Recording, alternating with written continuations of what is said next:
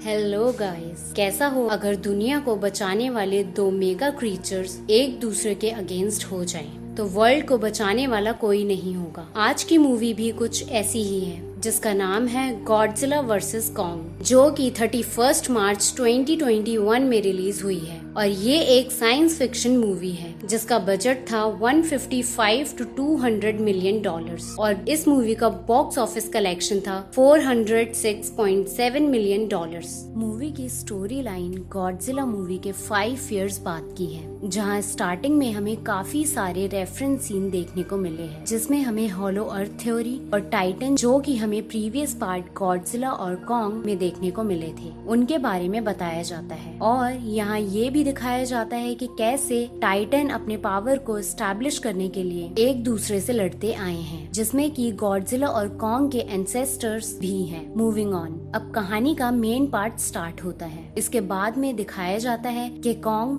पहले के कंपैरिजन में साइज में काफी ज्यादा बड़ा हो गया है और उसे मोनार्च में रखा गया है, जो कि एक आर्टिफिशियल मैन मेड फैसिलिटी है, उसमें ही कॉन्ग को रखा गया है। और अब क्योंकि कॉन्ग दिन पे दिन साइज में बड़ा हो रहा था, तो यहाँ का एनवायरनमेंट कॉन्ग के अकॉर्डिंग स्टैब्लिश नहीं हो पा रहा था। इसके बाद कॉन्ग गुस्से में आकर पास ही एक ट्री को निकाल कर मोनार्च की वॉल को डैमेज कर देता है। इसी के साथ हमें यहाँ पर एक छोटी बच्ची जिसका नाम जिया है और ये इवी ट्राइब की लास्ट बची हुई मेंबर है, उसे दिखाया गया है। अगर हम बात करें इवी ट्राइब की, तो ये ट्राइब कॉन्ग के उसी स्कल आइलैंड पर रहते थे जहां हमें कॉन्ग का फर्स्ट पार्ट दिखाया गया था। अब क्योंकि जिया इवी ट्राइब की लास्ट मेंबर थी, तो कॉन्ग और जिया इमोशनली अटैच रहते थे और साथ ही जिया कॉन्ग से साइन लैंग्वेज में बात करती थी, क्योंकि वो सुन और बोल नहीं सकती थी और कॉन्ग जिया की साइन लैंग्वेज समझता था। अब आगे के सीन में हम एपिक्स साइबरनेटिक्स में काम करने वाले एक एम्प्लॉय बर्नी, जो कि टाइटन कॉन्स्पिरेसी थ्योरी पॉडकास्ट का होस्ट था, उसे दिखाया जाता है और वो एपिक्स की लैब में सीक्रेट इन्फॉर्मेशन लेने की कोशिश करता है, जिससे इस बात का पता चलता है कि जरूर एपिक्स फैसिलिटी में कुछ बहुत ही ज्यादा खतरनाक प्लानिंग चल रही थी।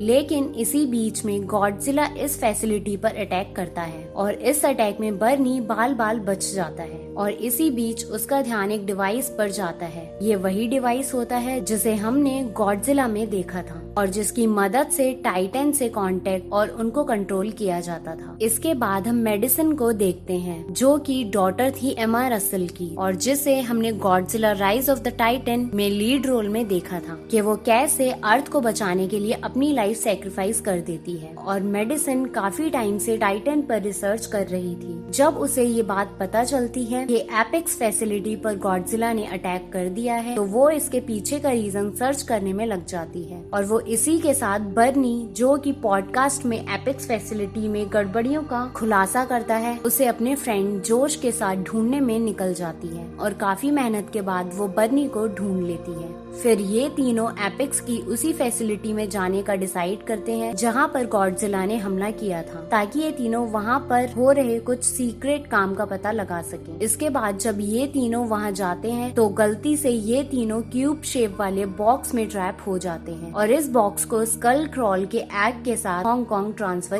किया जा रहा था। लेकिन अभी तक ये तीनों इस रीजन का पता नहीं लगा पाते कि यहाँ स्कल क्रॉल के एग्स को ऐसा कहाँ और क्यों ट्रांसपोर्ट किया जा रहा है। अब जब ये लोग टनल सिस्टम के थ्रू हांगकांग पहुँच जाते हैं और यहाँ आकर इन तीनों को पहली बार पता लगता है कि दरअसल एपिक्स फैसिलिटी का सीक्रेट गॉडजिला जैसे क्रीचर को बनाना था, जिससे कि एपिक्स फैसिलिटी गॉडजिला को मारकर अर्थ पर अपना कंट्रोल कर सके। और इसके लिए ये लोग एक मेगा गॉडजिला को बना चुके थे, जिसको गिडोर के स्कल के थ्रू न्यूरल नेटवर्क से कंट्रोल कर रहे थे और इसको ऑपरेट करने का काम रेन सेरिजवान करता है। अब यहाँ पहुँचने के बाद ये लोग देखते हैं जो एग उस बॉक्स में ट्रांसपोर्ट किए गए थे, उसमें से स्कल क्रॉल बाहर आ रहे हैं और इसको देखकर ये लोग डर जाते हैं। फिर ये तीनों वहाँ से भागने लगते हैं और तभी पहली बार हमें दिखाया जाता है कि मेगा गॉडजिला कितना ज्यादा पावरफुल है और वो इन स्कल क्रॉल को पकड़कर अपनी लेजर बीम से 2 पीस में काट देता है। लेकिन बीच में ही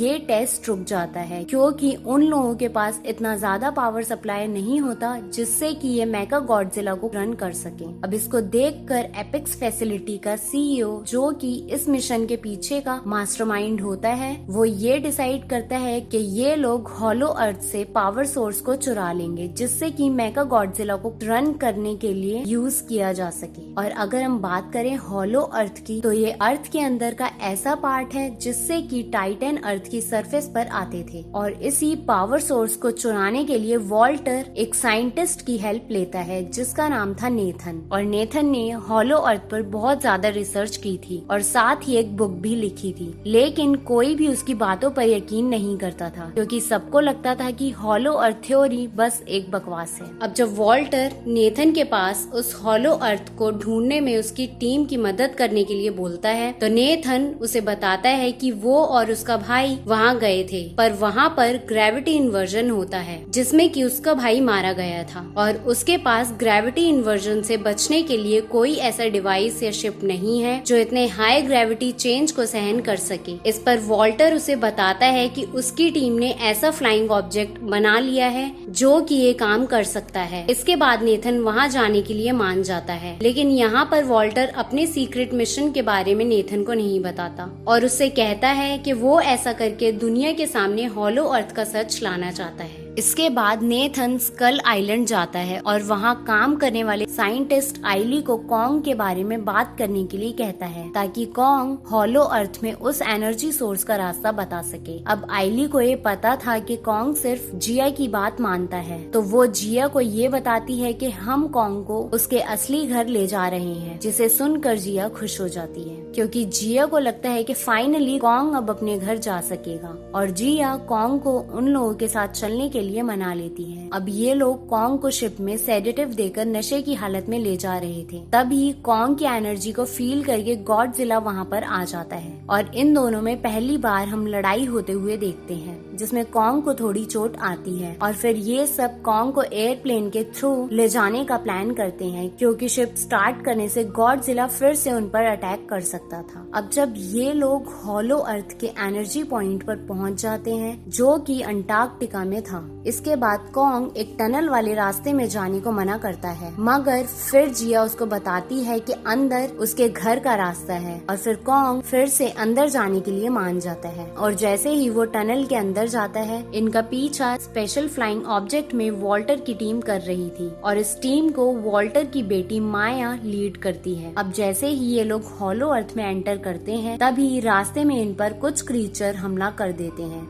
जिनको कॉन्ग बुरी तरह मार डालता है। अब इसके बाद कुछ देर तक आगे जाने के बाद कॉन्ग को फाइनली वो जगह मिल जाती है जहाँ उसके एंसेस्टर्स रहते थे और कॉन्ग को यहाँ पर अपने पूर्वजों की एक्स मिलती है, जिसको कॉन्ग एनर्जी सोर्स की हेल्प से चार्ज करता है। इसी बीच में मौका पाकर वॉल्टर की बेटी माया एक एनर्जी सैंपल को चुरा लेती है, लेकिन नेथन उसको ऐसा करने से रोकता है और अब नेथन को इस मिशन का असली रीजन मालूम चलता है। इसके बाद माया के कुछ टीम मेंबर्स कॉन्ग पर गन से अटैक कर देते हैं, जिसे देखकर कॉन्ग को बहुत गुस्सा आता है और जिसमें माया और उसके टीम मेंबर्स होते हैं उसे डिस्ट्रॉय कर देता है और उसी में माया मारी जाती है। लेकिन उससे पहले ही माया उस एनर्जी सैंपल को हांगकांग में एपेक्स फैसिलिटी में अपने फादर को भेज देती है। इसी बीच में गॉडजिला उसी फैसिलिटी के पास होता है और वो सीधा अपनी एटॉमिक ब्रेथ से उस जगह पर अटैक कर देता है जहाँ कॉन्ग था। जब कॉन्ग इसे देखता है तो वो हॉलो अर्थ से बाहर जाता है और उसी के पीछे नेथन, जिया और आइली उस क्राफ्ट की हेल्प से बचकर हॉलो अर्थ से बाहर आ जाते हैं। अब यहाँ व्यूअर्स हमें कॉन्ग और गॉडजिला में बहुत ही मेस्मराइजिंग फाइट देखने को मिलती है, जिसमें कि गॉडजिला कॉन्ग पर भारी पड़ रहा था और उसे बुरी तरह से घायल कर देता है। फिर गॉडजिला वहाँ से चला जाता है। इसके बाद वॉल्टर को जब वो एनर्जी सोर्स मिलता है तो वो मेगा गॉडजिला को स्टार्ट करने का ऑर्डर देता है, बट रैन इससे पहले वॉल्टर को वार्न करता है कि अभी उन्होंने इस सोर्स को टेस्ट नहीं किया है और इसके कॉन्सिक्वेंसेस बहुत ही ज्यादा खतरनाक हो सकते हैं। बट वॉल्टर उसकी बात को अनसुना करके मेगा गॉडजिला को स्टार्ट करवा देता है और इसी बीच में वहाँ पहले से मौजूद मेडिसिन, बर्नी और जोश